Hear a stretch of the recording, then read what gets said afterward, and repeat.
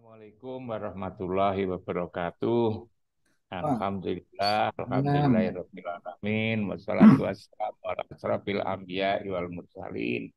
Sayyidina wa maulana Muhammadin wa ala alihi wa sahbihi ajmain. Amma ba'du. Eh, Gus Wahid yang saya hormati, para senior, semua peserta halakoh yang berbahagia, kita banyak bersyukur pada Allah. Salawat dan salam kita persembahkan ke hadapan ikutan kita Muhammad Rasulullah Sallallahu Alaihi Wasallam. Saya dengarkan apa yang disampaikan oleh Gus Wahid, sebetulnya sudah meliputi semua, sudah komprehensif, baik merujuk kepada ayat-ayat Al-Quran, petunjuk Al-Quran, maupun juga hal-hal lain yang menurut pandangan Gus Wahid. Tapi karena saya bertugas untuk mensarah, maka eh, sedikit barangkali saya bisa menyampaikan untuk melengkapi apa yang disampaikan oleh Gus Wahid. Sebenarnya eh, Presiden sendiri sudah menyampaikan visi misi di dalam debat calon presiden itu, lalu juga sudah menunjuk para anggota kabinetnya yang semua pilihan saya kira sudah dipertimbangkan secara baik. Lalu kita sebetulnya tinggal menjalankan itu. Di negeri ini juga sudah begitu, kekuasaan sudah dibagi-bagi, legislatif, eksekutif, yudikatif. Rasa-rasanya sudah cukup sebetulnya ini. Hanya sejak dulu, mulai dari Pak Karno, lalu Pak Harto, Pak Habibie, dan seterusnya, eh, sekalipun semua sudah dirumuskan dengan baik, tapi kok ternyata juga belum memuaskan ya, dari periode ke periode, dari masa ke masa. Ada saja problem-problem itu, dan kalau kita amati bersama mungkin kita juga sepakat bahwa problem itu adalah bersumber dari manusianya sendiri. Kita mau menyelesaikan persoalan manusia agar kita itu hidup makmur, adil, makmur, damai, tetapi manusianya sendiri ini yang bikin masalah gitu, yang melahirkan hal-hal yang tidak sesuai dengan tujuannya, tujuannya yang adil, makmur, dan damai itu tadi. Gitu. Makanya kalau Gus Wahid tadi mengutip ya, mensitir Al-Quran surat Al-A'raf ayat 96, beliau tadi juga sudah sudah menjelaskan ya, sedemikian rupa dikatakan walau anna ahlal qura amanu wa taqau lapatahna alaihim barokat minasyama wal ard walakin kadzabu fa'akhadnahum bima kanu yaksibun tadi. Jadi manakala penduduk ini, bangsa ini iman dan bertakwa ya. Gus Wakil tadi menanyakan yang beriman itu siapa itu. Saya merujuk ini. Yang kita semua ini sebetulnya punya iman di dalam dada kita ini. Jadi di dalam dada kita itu ada ruh yang ditiupkan oleh Allah ketika kita umur 4 bulan 10 hari, kepada semuanya saja. Tanpa melihat suku, melihat bangsa, melihat laki-laki, perempuan, semua. Bahkan laki-laki dan perempuan itu rohnya sama. Hanya roh itu ada di laki-laki dan ada di perempuan. Lah roh itulah juga disebut dengan iman sebetulnya. Roh itu iman. Lalu kalau beriman seperti apa? Beriman itu adalah menggunakan sifat imannya itu. Jadi sebetulnya kita sudah punya sifat iman.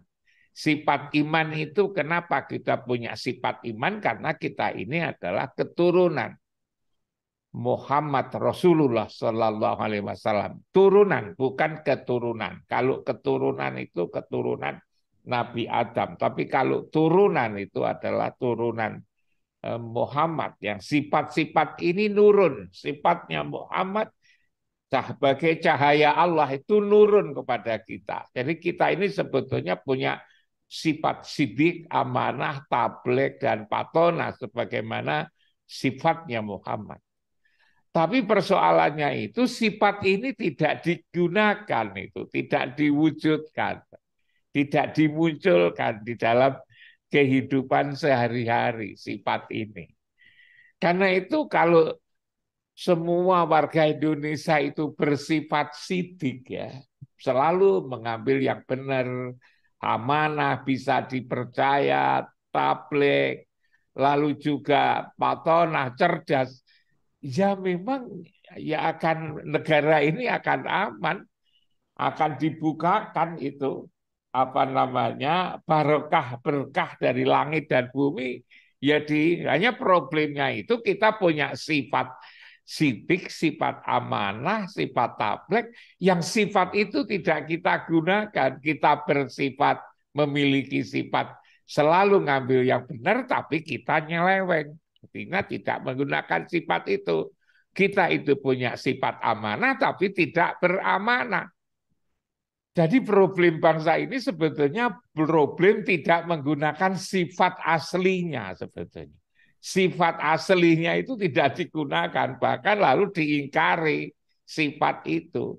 Kalau sifat itu digunakan gitu, baik kehidupan pribadi, keluarga, kelompok, masyarakat kecil sampai kehidupan negara ini ya bagus. Hanya problemnya itu tadi sidiknya tidak diperpegangi, amanahnya juga hilang, lalu tabligh patonah punya cerdas, tapi kecerdasannya juga tidak digunakan. Maka lalu tidak beriman namanya, karena tidak menggunakan sifat iman. Takwa. Takwa itu apa sebetulnya? Takwa itu adalah mengikut Muhammad sebetulnya.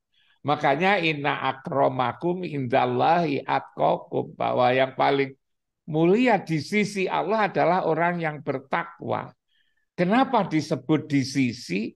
Karena mengikut Muhammad.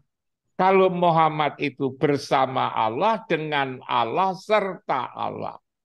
Tatkala disebut Allah, disebut Muhammad. Disebut Allah, Rasulnya. Ada syahadat tauhid, ada syahadat Rasul. Orang yang ikut Muhammad itu, maka lalu dikatakan di sisi Allah. Jadi sebetulnya bertakwa itu adalah orang yang ikut Muhammad, akhirnya berada di sisi Allah. Karena itulah juga di dalam surat Ali Imran 31 itu dikatakan kul in kuntum tuhibbunallah fattabi'uni. Siapa yang menyayangi Allah, maka ikuti saya gitu. Ikuti saya, siapa? Saya Muhammad, saya Rasulullah. Yuhibbukumullah. Maka kalau kamu ikut Muhammad, maka akan disayang oleh Allah. Akan diampuni dosanya. Nah di sini. Jadi sebetulnya takwa itu adalah ikut Rasul, ikut Muhammad. Nah kalau orang itu sudah punya sifat sidik, amanah, tabligh, dan patonah, ngikut Rasul, maka negara ini juga akan jadi bagus. Akan jadi bagus sekali. Hanya lalu problemnya karena tidak beriman tadi, sudah punya potensi iman tidak digunakan, keadaannya seperti ini. Nah, sejak dulu sebetulnya, mulai dari periode Pak Karno, lalu Pak Harto, dan seterusnya itu, kita sudah tadi saya katakan pembagian kekuasaan, eksekutif, legislatif, yudikatif, berbagai macam peraturan, undang-undang telah dibuat. Ternyata tidak mempan itu. Bahkan akhir-akhir ini misalnya untuk memberantas korupsi kita menggunakan dibentuklah namanya KPK yang dulu digambarkan dengan KPK itu bisa selesai, tapi ternyata juga tidak selesai. Tidak selesai ternyata. Manusia itu tidak bisa ternyata diurus hanya dari aspek luarannya saja. Diurus, dipimpin lewat dahiriahnya saja. Menyelesaikan lewat dahiriah, lewat yang dari sisi-sisi luarnya memang perlu. Bagaimana negara tidak ada undang-undang, tidak ada peraturan, harus ada. Dan itu harus dibuat. Tetapi kalau mengikuti apa yang disampaikan oleh Gus Wakid dengan menyitir surat Al-A'raf ayat 96 tadi, nah itu kan, maka menurut hemat saya perlu itu, atau mungkin juga harus peraturan itu dilengkapi dengan kembali kepada agama. Harus kembali ke agama. Peraturan, undang-undang, semua diatur perlu, tapi harus kembali kepada agama. Sebab kalau agama itu ngurus yang ada di dalam batin, lalu kemudian juga mewarnai yang ada di dalam zahir. Sehingga kalau manusia itu adalah yang batin dan yang zahir, yang batin itu harus diurus, yang zahir pun juga harus diurus. Kedua-duanya harus. Apalagi Indonesia ini sudah Pancasila seperti ini. Maka memang kalau mengikuti itu saja azan ya, kita mendengarkan azan itu kaya ala sholah, kaya ala falah gitu kan.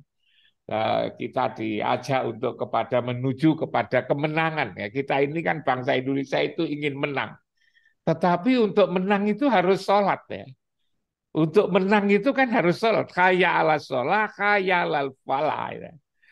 Makanya bagaimana agar kita menang ya kita mesti harus dekatkan diri kepada Allah lewat sholat itu. Lewat sholat itu Gus Wakid.